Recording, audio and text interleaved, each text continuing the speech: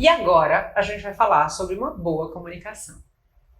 Você sabia que comunicação não é o que você diz, mas sim o que o outro entende? Que a gente é responsável pelo que a gente diz, pelo que o outro entende do que a gente diz e como é que essa relação se comporta a partir de tudo que eu falei e o outro escutou? Porque a gente aprende, desde sempre, que tem 3 elementos para uma boa comunicação: o emissor, a mensagem e o receptor.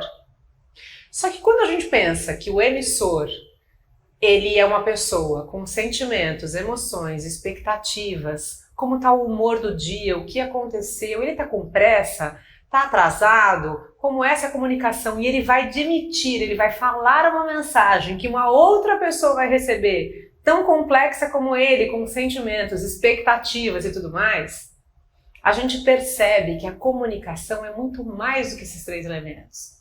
É quase como a gente criar uma ponte entre a nossa cabeça e a cabeça da outra pessoa. Fazer com que isso tenha significado, tenha relevância e tenha a mesma importância do que eu estou falando e o outro está entendendo. Uma outra coisa muito importante é que comunicação é conexão. Eu preciso estar conectado a outra pessoa e ela a mim para que a gente tenha uma boa comunicação. E aí, como é que eu faço para construir essa ponte? Eu preciso falar difícil? Eu preciso mostrar que eu sou importante, ou falar bastante, falar demais? E aí, para eu me comunicar bem, eu preciso desenvolver 3 habilidades, que é a comunicação assertiva, a comunicação não violenta e a escutatória.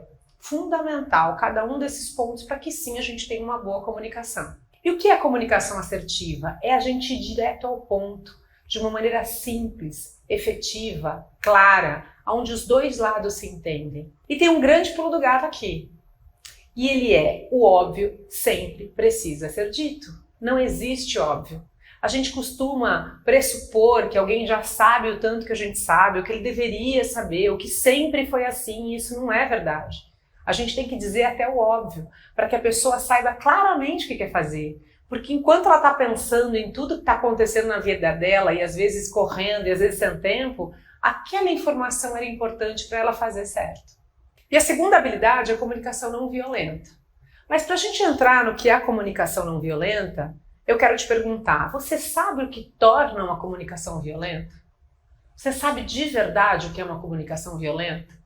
Porque ela também é muito mais do que só a forma agressiva ou o tom de voz alto de falar. Alguns exemplos aqui que a gente tem de comunicação violenta é o que você já sabe que são os julgamentos. Ou a gente falar sem escutar a outra pessoa. Ser muito crítico sobre a gente e sobre o outro também. Agir na defensiva. Interromper o outro, não deixar ele falar para colocar a nossa visão.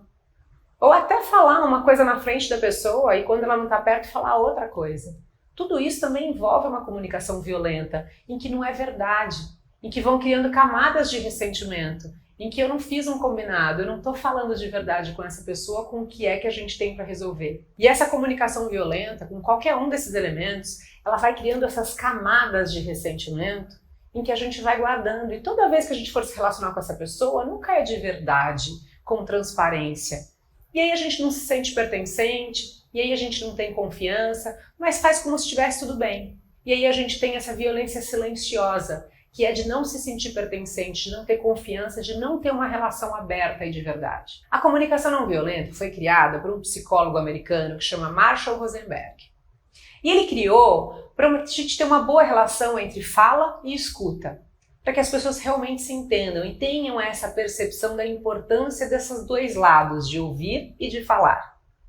E ele se baseia em fatos e não em rótulos. Porque muitas vezes a gente lembra aquele juízo de valor para rotular alguma coisa. A gente costuma dizer: ele é muito preguiçoso, ele não é comprometido, ele não está nem aí para as coisas. E quando eu uso rótulo para me comunicar, eu automaticamente estou atacando a outra pessoa, porque é o meu juízo de valor. É um rótulo que eu criei que nunca é legal. Quando eu falo de fatos e não de rótulos, ao invés de dizer: você não está nem aí para o projeto, eu vou dizer: olha, nas 2 últimas reuniões você chegou atrasado.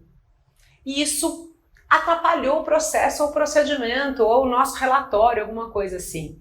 A pessoa automaticamente percebe e sabe que isso aconteceu e ela diz: é verdade. E ela vai te dizer sobre o porquê que ela chegou atrasada. Se quando eu vou falar com essa pessoa eu já digo: você não está nem aí, você não é comprometido, essa pessoa pode se sentir ameaçada, pode se sentir atacada e vai se defender. E aí entra em uma daquelas atitudes que a gente falou sobre comunicação violenta, em que eu estou dizendo, julgando a pessoa e ela está se defendendo. Ou seja, a gente não vai resolver nada.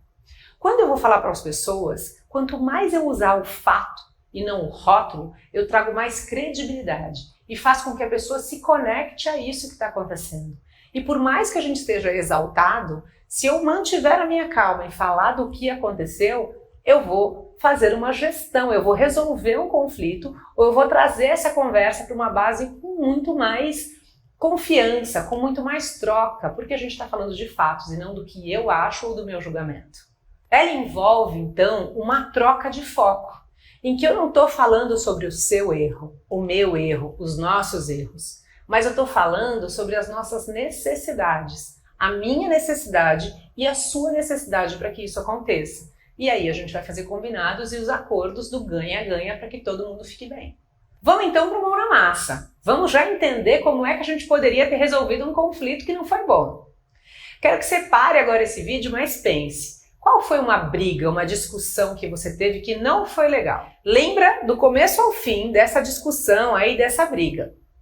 Mas eu quero que você lembre que atitude ou que frase a pessoa teve que deixou você descontrolado e aí você usou rótulo ou juízo de valor e não o real, não falou de fato. Lembra o que a pessoa fez ou o que ela falou que te atacou, que te deixou nervosa, o que você respondeu? Depois dessa análise, eu quero que você olhe para essa situação e primeiro identifique que sentimento era aquele que estava latente, que fez você reagir dessa maneira. E coloque em uma frase como é que você poderia ter falado diferente ou ter se expressado diferente sem usar rótulo, mas falando de fatos para resolver essa situação e não piorar, que é o que deve ter acontecido. Bora lá? E aí, como é que foi fazer esse mão na massa? Você reviveu esse sentimento ruim? Às vezes é inevitável, mas olha só, cada um de nós é responsável pelo que a gente sente. Os outros muitas vezes são um gatilho que faz esse sentimento aparecer, ficar mais forte, mas a gente tem que resolver eles para poder continuar uma conversa e não jogar ele para o outro. Por isso, se em uma discussão você sentiu raiva, alguma coisa que essa pessoa fez ou falou, pegou naquela sua necessidade não atendida, você criou uma expectativa, vai buscar essa necessidade, para que você continue numa conversa falando de fatos e não de rótulos, não deixando essa emoção falar no seu lugar. Mas olha, atenção, a comunicação não violenta e essas maneiras de falar sobre fatos não são para a gente conseguir tudo que a gente quer, são para a gente melhorar as nossas relações, para a gente usar isso a favor dos dois. A gente precisa assumir cada vez mais a responsabilidade pelo que a gente fala, pelo que a gente faz e pelo que a gente sente. E aqui a gente chega na terceira habilidade, que é a escutatória, e que também dá pra gente fazer ela com empatia. Você já ouviu falar nesse termo? A escutatória implica em a gente estar presente, escutar de verdade, mesmo que a gente não concorde com o outro. Porque até pra gente discordar, a gente precisa saber o que essa pessoa está dizendo. E olha só o que diz a Djamila Ribeiro. A fala precisa da escuta para virar diálogo. E você sabe qual é a diferença entre ouvir e escutar? Ouvir está relacionado à audição, a captar esses sons. E escutar é captar esses sons e transformar ele em algo relevante para mim e para o outro dessa conversa. Por que a escutatória, essa escuta, exige tanta atenção? Você sabia que o nosso cérebro consegue processar 400 palavras por minuto, enquanto os nossos ouvidos conseguem só 125? E aí é quase como um superpoder, que enquanto eu estou falando aqui, você consegue estar pensando em outras coisas como se o almoço ou o jantar está pronto, se o filho está chegando ou não da escola, se o marido vai jantar em casa ou não, porque você está usando esse superpoder de poder pensar mais palavras do que ouvir para outras coisas. E a escutatória implica em eu usar esse superpoder para favorecer aqui, para eu realmente aproveitar o máximo da conversa com o outro. E aí, enquanto ele vai dizendo, ele vai falando, eu vou usando essa capacidade para questionar, para saber como é que eu posso contribuir, ou o que é o outro, né, na minha visão, para que eu vá construindo essa relação melhor. Aí eu estou de verdade presente aqui, trazendo toda a minha força para essa escuta. É muito importante você praticar isso, porque quem não escuta direito não tem como dizer a coisa certa. Então, quanto mais presente eu tiver, mais informação eu tenho, nem que seja para discordar do ponto de vista de alguém. Mas olha que importante, eu preciso ouvir de verdade e usar todo esse potencial para que essa conversa seja o melhor possível. Porque empatia todo dia. E ainda praticando, dá atenção ao que está sendo falado. E cada dúvida que você tem, fazer pergunta, interagir de uma maneira positiva. Dê atenção ao conjunto todo da comunicação, que é a postura, o tom de voz, os gestos que você faz, isso também é muito importante. E você já sabe, evite as distrações e o julgamento, porque isso não vai te ajudar. E aí, como grande pulo do gato, que você pode fazer o curso de escutatória que tem disponível também no Conquer Plus, para você saber mais ainda técnicas e formas para estar ali presente e fazer uma boa escuta. Vamos então no mão na massa para ver como é que está a sua escuta por aí? Eu quero que você lembre quais foram todas as pessoas que você falou ontem. Sobre o que vocês falaram. Como é que você se sentiu? Como é que a outra pessoa estava se sentindo? Vocês fizeram algum combinado? Você tem alguma coisa para falar depois ou entregar para essa pessoa? Alguma coisa que vocês marcaram? Pausa esse vídeo e tente lembrar em detalhe todas as pessoas que você falou ontem. E aí, conseguiu se lembrar de todas as conversas no detalhe?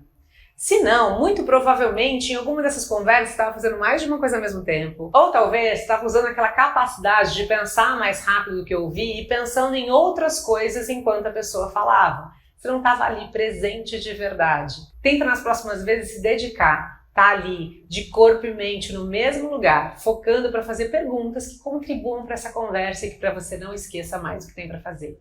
Combinado? Te vejo na próxima aula.